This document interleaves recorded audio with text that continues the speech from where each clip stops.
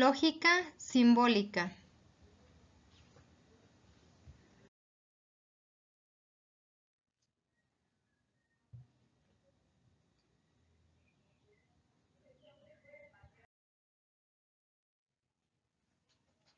Universidad Azteca. Lógica simbólica. Examen final. Maestra, licenciada Olga Natalie Pérez García. Alumna Alondra Ramos Reynoso. Sexto cuatrimestre de la licenciatura en Educación Media Superior.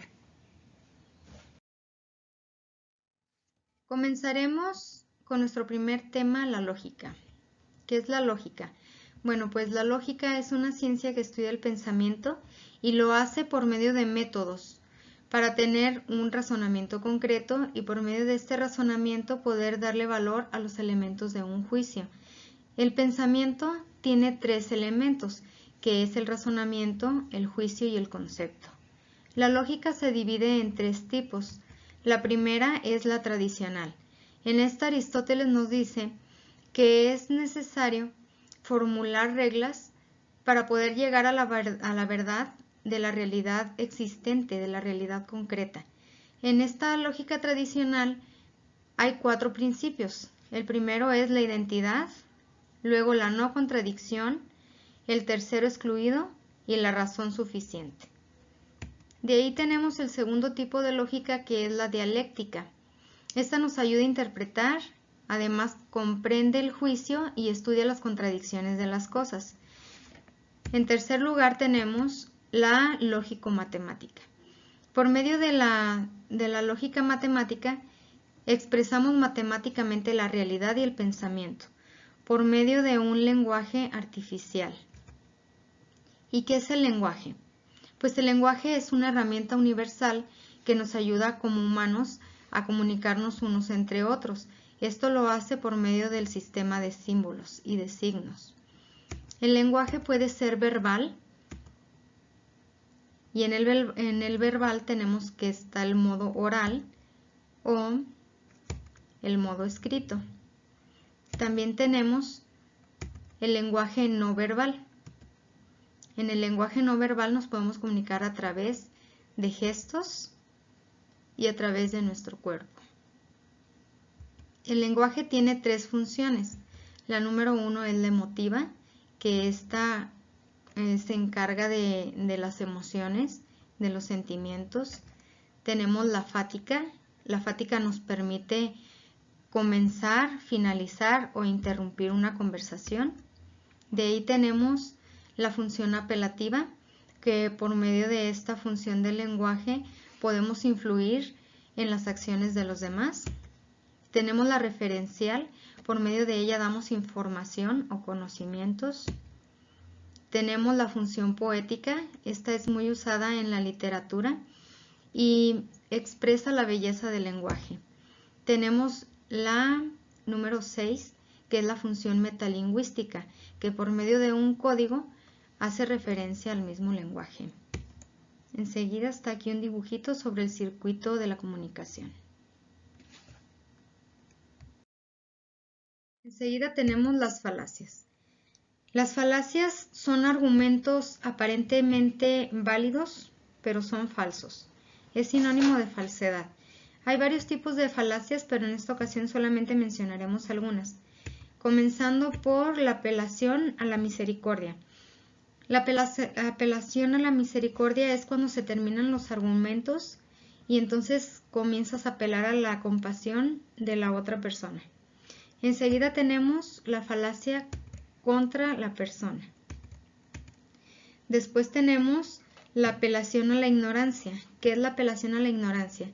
Es cuando insistimos en sostener una aparente verdad con el argumento de que no hay nada que lo pueda contradecir. Enseguida tenemos la causa falsa. La siguiente falacia es la apelación inapropiada a la autoridad. Es cuando se le tiene demasiado respeto o algo de fanatismo a la autoridad o a las personas famosas y decidimos replicar cosas que ellos hacen. La siguiente falacia es el argumento a la fuerza. que esta es meramente una amenaza. Por ejemplo, en la religión, que te dicen que si te portas mal vas a ir al infierno y como consecuencia, pues te portas bien. La siguiente falacia es el argumento al pueblo. Este es muy empleado por los políticos o por los propagandistas para que el pueblo apoye sus propuestas o para que consuman sus productos. Enseguida tenemos la pregunta compleja, que consiste en formular una pregunta muy mal planteada y tiene varias cuestiones, pero se exige nada más una sola respuesta concreta. Por último, la falacia por accidente, donde se le intenta dar una respuesta general a una pregunta muy particular. ¿Cómo podemos evitar las falacias? Las falacias se evitan conociendo los argumentos y conociendo sus partes para distinguirlos claramente y de esta manera poder identificar las falacias en nuestra vida cotidiana. De ahí tenemos las disputas. ¿Qué es una disputa? Es discrepar o discutir por ambigüedades, por tener ideas erróneas sobre un concepto. La intención comunicativa de las disputas puede ser clara y concisa o puede ser vaga. De ahí tenemos la connotación y la denotación. En la denotación el sentido es literal, de lo que se dice es literal, y la connotación es el sentido figurado. Tenemos tres tipos de disputas. La genuina, que es discrepar por cómo sucedieron los hechos. Tenemos la verbal, en segundo lugar, que es discrepar sobre tener una idea diferente a lo que es el concepto, y la no verbal, que es discrepar por tener una mala idea sobre lo que es el concepto y también sobre cómo sucedieron los hechos. O sea que esta no verbal engloba a las dos anteriores.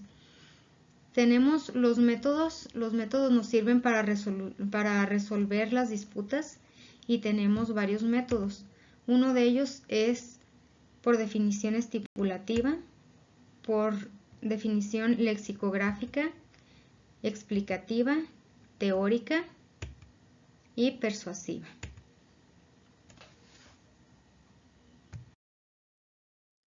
Seguimos, dándole respuesta al siguiente cuestionario.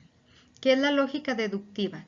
La lógica deductiva es un proceso con una serie de ideas ciertas para llegar a una conclusión. El razonamiento deductivo siempre va a partir de las premisas universales hasta llegar a las conclusiones particulares. Una demostración por deducción es cuando la certeza del argumento depende de la certeza de que cada parte del argumento sea cierta. Un axioma son los conceptos que definen el argumento. La deducción matemática siempre va a partir de lo general hacia lo particular. ¿Cuáles son los pasos para probar una hipótesis matemática? Pues en primer lugar considerar que la hipótesis sea lógica. En segundo lugar expresar los axiomas como una expresión matemática. Después, cuando sea posible, analizar el problema y de este modo observar si la hipótesis es lógica y expresar con una conclusión si la hipótesis es cierta o es falsa. Los argumentos son un tipo de razonamiento con el que se intenta demostrar o negar una afirmación. Hay muchos tipos de argumentos, como son los argumentos inductivos, los deductivos, los argumentos de autoridad, por experiencia personal, de cifras o probabilísticos.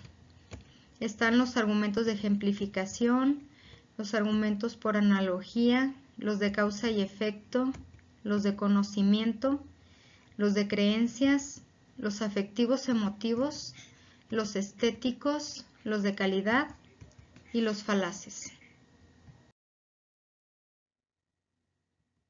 Los axiomas de la geometría. Vamos a definir varios conceptos. Comenzaremos por las proposiciones. Las proposiciones son enunciados, o también los podemos llamar entes, que contienen un valor de verdad. Este puede ser positivo o negativo. Si las proposiciones se asumen como ciertas, sin demostración alguna, estamos en presencia de los axiomas y los postulados. Un axioma son proposiciones evidentes y sencillas, y un postulado son proposiciones no tan evidentes como el axioma, pero de todos modos se asumen sin demostración. Si las proposiciones necesitan demostrarse, estamos frente a los teoremas. Antes de los teoremas están los lemas. Los lemas son teoremas preliminares o que se consideran con menor importancia que el teorema. Después tenemos el corolario. El corolario son proposiciones que dependen directamente del teorema. Son conclusiones del teorema. El escolio son las observaciones y las acotaciones que se hacen del teorema que se acaba de demostrar. Los silogismos categóricos son razonamientos deductivos en el que se infiere una conclusión a partir de dos premisas. Su estructura es la siguiente. Tiene tres términos, el menor, el mayor y el medio. En el menor aparece el término sujeto de la conclusión. En el término mayor aparece el predicado de la conclusión.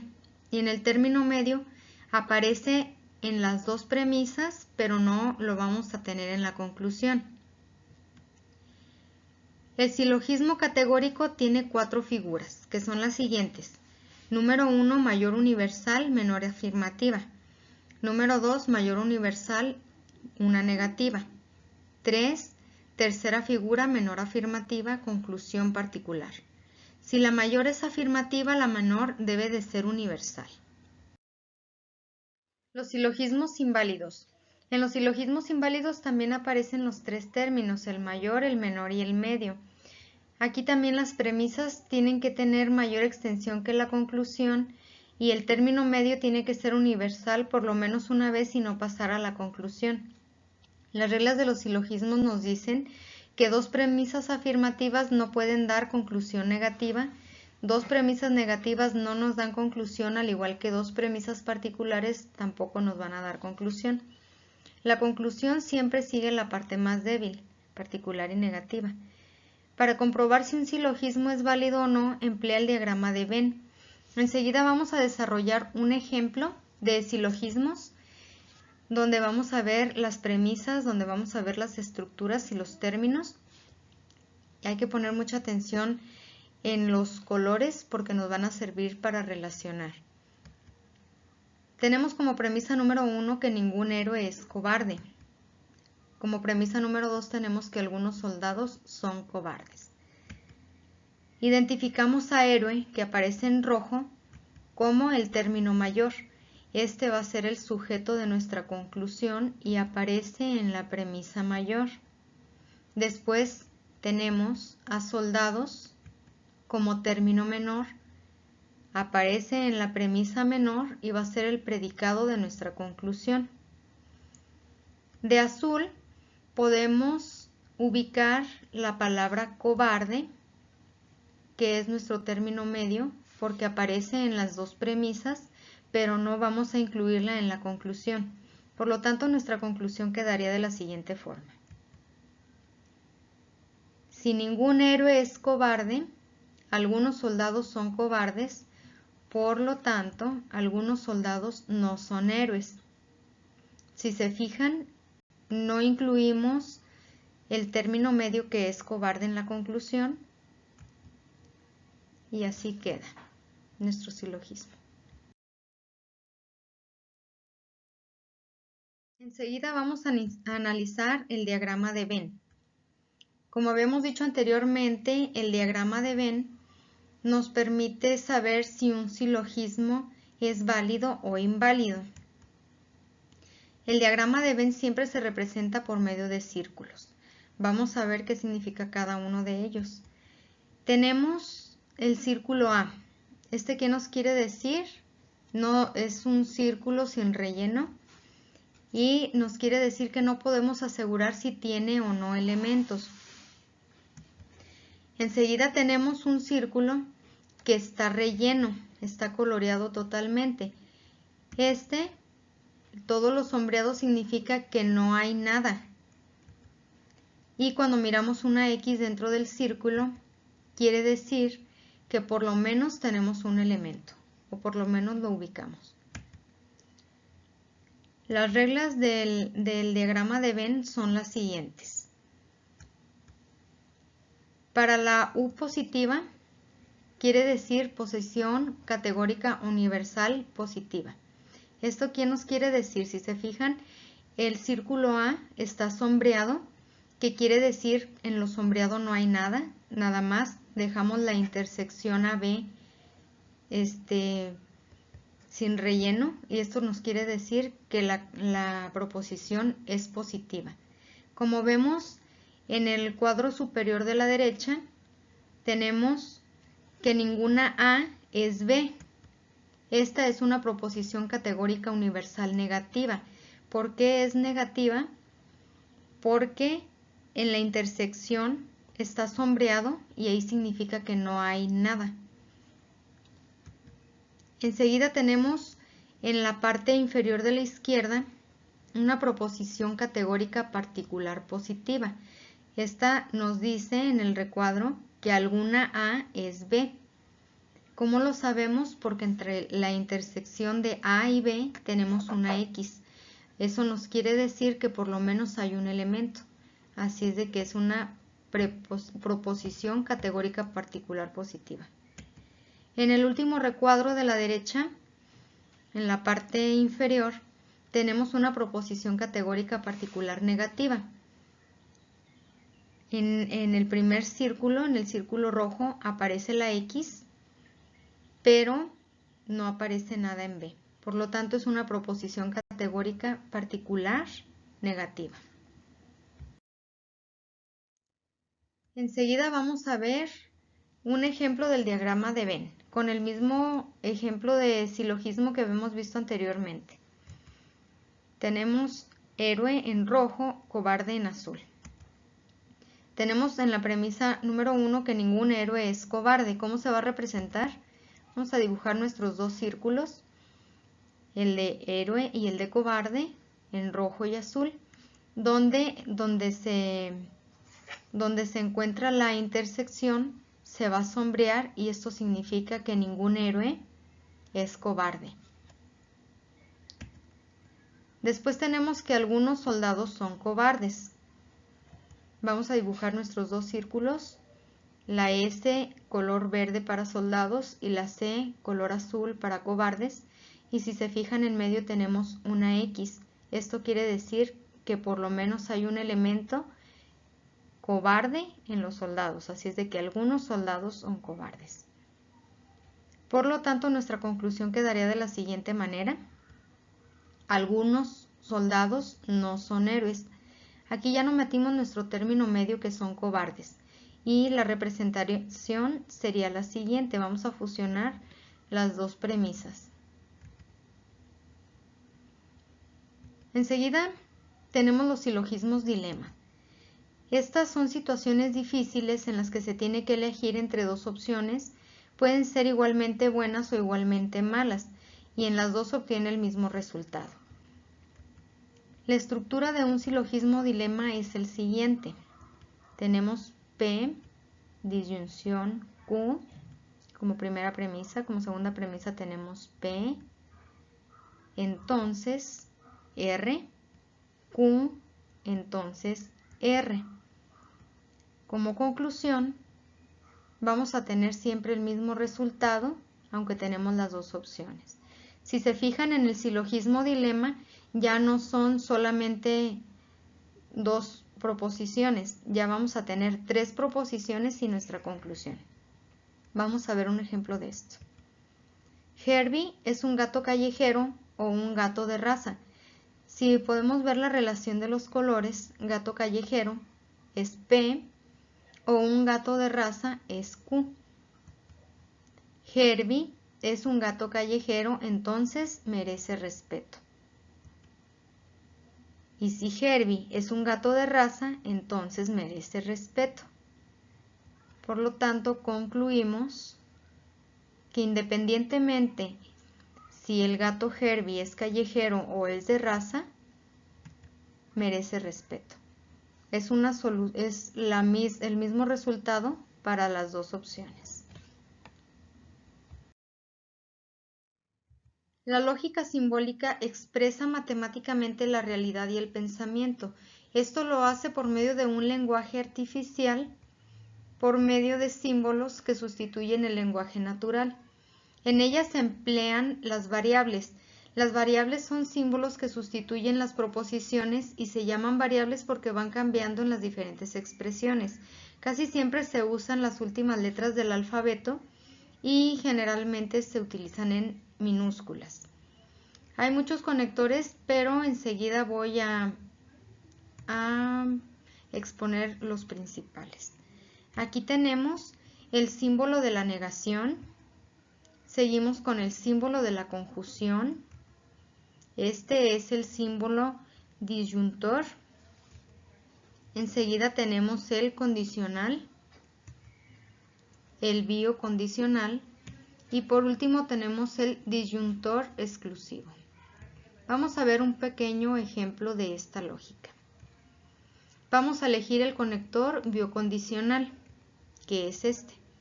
Entonces tenemos que P, entonces Q. Ahora lo vamos a hacer con una oración. Si la basura contamina, entonces debe eliminarse.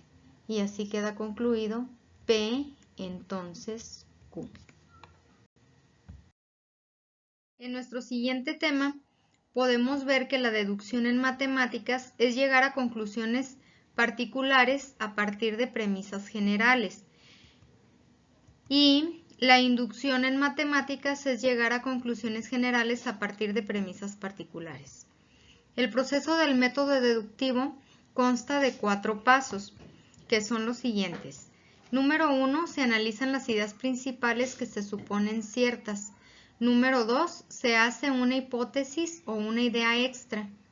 El número 3, la idea nueva, o también llamada hipótesis, se comprueba y contra las ideas principales. Y la número 4, el paso número 4 es que en caso de ser falsa esa nueva idea o hipótesis, se hace una nueva y en caso de ser verdadera se da por comprobada. Las herramientas para demostrar por deducción son la lógica y los axiomas. Los pasos para probar una hipótesis en matemáticas son los siguientes. Considerar la lógica de la hipótesis, expresar los axiomas como una expresión matemática, cuando sea posible, analizar el problema y de este modo observar la hipótesis si es lógica o no. Y como paso final es expresar en una conclusión si la hipótesis es cierta o es falsa. Enseguida tenemos los modus ponens y tollens. Estas son reglas de inferencia, donde el modus ponens es el modo que afirma afirmando. Su estructura es la siguiente. P, entonces Q, P, entonces Q. El modo tollens. Este es el modo que negando niega. Esta es su estructura. P, entonces Q. Pero si Q es una negación, por lo tanto, P también será una negación. Como último tema, tenemos la teoría de la cuantificación. En pocas palabras, cuantificar es contar. Uno de los conceptos que son necesarios establecer en la teoría de la cuantificación es el predicado. El predicado es una expresión lingüística que se puede conectar con una o varias expresiones para formar una oración. El siguiente concepto es las proposiciones simples. Estas expresan una situación en su forma más sencilla. uniendo un sujeto con un verbo y con un predicado. A continuación vamos a ver los tres cuantificadores de la teoría de la cuantificación. El número 1 es el cuantificador existencial. Este es para al menos uno o más y su símbolo es este. Tenemos también el cuantificador universal. Este es para todos y su símbolo es este. Por último tenemos el cuantificador existencial único. Este es para uno solo. Su símbolo es este. A continuación vamos a desarrollar un ejemplo de la teoría de la cuantificación. Tenemos algunas aves no vuelan. Esta es una proposición que vamos a transformar en una expresión matemática por medio de esquemas proposicionales con lógica de predicados. Los esquemas van a ser por medio del sujeto y del predicado de esta proposición, que es aves y vuelan.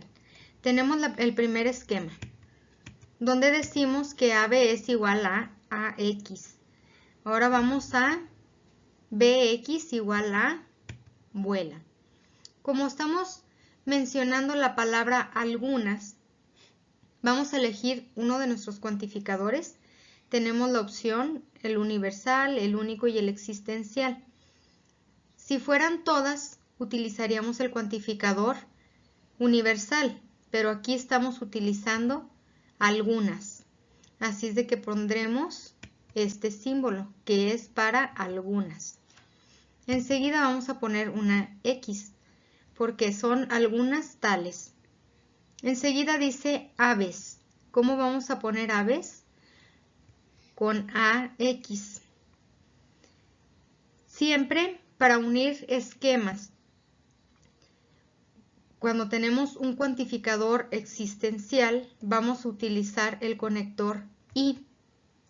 Cuando utilizamos el cuantificador universal, necesitamos una condicional, pero en esta ocasión el conector va a ser y porque elegimos el cuantificador existencial. Enseguida, entonces tenemos algunas aves, nos falta no, aquí está el conector de negación y sigue vuelan, que es BX. Y así tenemos nuestra expresión matemática que dice algunas aves no vuelan.